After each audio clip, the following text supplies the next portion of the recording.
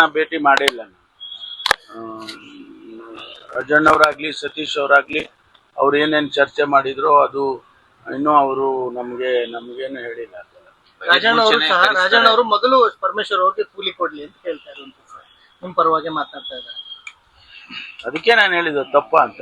Sir, budget ಮುಂಚೆ ಕರೆಸ್ತಾರೆ ಅಂತ ಚರ್ಚೆ ಇತ್ತು ಸರ್. ಬಜೆಟ್ ತಾವು ದೆಹಲಿಗೆ ಯಾವಾಗ ಹೋಗ್ತೀರಾ ಅನ್ನೋದು ಕುತೂಹಲ ಇದೆ ಸರ್. ಯಾಕಂದ್ರೆ ನಿಮ್ ಸ್ನೇಹಿತರುಗಳೆಲ್ಲ ಹೋಗಿ ಬಂದಿದ್ದಾರೆ, DCM ಕೂಡ ಹೋಗಿ ಬಂದಿದ್ದಾರೆ.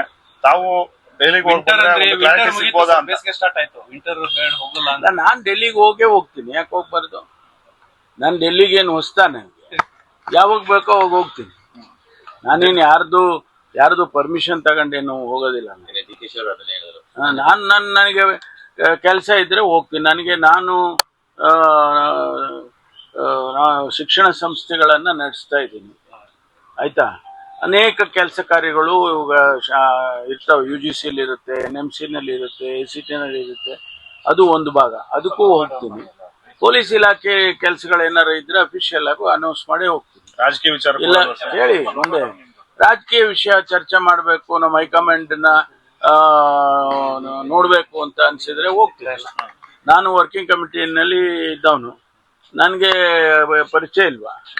ಈಗ ರಾಹುಲ್ ಗಾಂಧಿ ಅವ್ರು ನೋಡ್ಬೇಕು ಅಂದ್ರೆ ಹೋಗ್ತೀನಿ, ಇಲ್ಲ ಸೋನಿಯಾ ಗಾಂಧಿ ಅವ್ರು ನೋಡ್ಬೇಕು ಅಂದ್ರೆ ಹೋಗ್ತೀನಿ. ಅಪಾಯಿಂಟ್ಮೆಂಟ್ ಸಿಕ್ಕೋದು ಬಿಡೋದು ಅವರ ಸಮಯಗಳು, ಅವ್ರ ಹೆಡ್ ಕ್ವಾರ್ಟರ್ಸ್ ಅಲ್ಲಿ ಇರೋದು ಅದೆಲ್ಲ ನೋಡ್ಬೇಕಷ್ಟೇ. ಖರ್ಗೆ ಸಾಹೇಬ್ರು ನೋಡ್ಬೇಕಂದಾಗ ಇಲ್ಲೇ ಬರ್ತಾರೆ, ಇಲ್ಲೇ ನೋಡ್ತೀನಿ. MLA ಗಳ ಜೊತೆಗೆ MLC ಗಳು ಸಹ ಸಚಿವ ಸ್ಥಾನ ಬೇಕು ಅಂತ ಹೇಳಿ ಪತ್ರವನ್ನು ಬರೆದಿರುವಂತದ್ದು ಸರ್. 5 ಸ್ಥಾನನಾರು MLC ಗಳಿಗೆ ಕೊಡಬೇಕು, ಸಚಿವ ಸ್ಥಾನ ಕೊಟ್ಟಿದ್ದಾರಲ್ಲ, ಹಿಂದೆ ಎಲ್ಲ ಕೊಟ್ಟಿದ್ದಾರೆ. ಈಗಲೂ ಒಬ್ರು ಇರ್ಲೇಬೇಕಲ್ಲ, ಸಭಾನಾಯಕರು ಒಬ್ರು ಇರ್ಬೇಕು, ಕೊಟ್ಟಿದ್ದಾರೆ.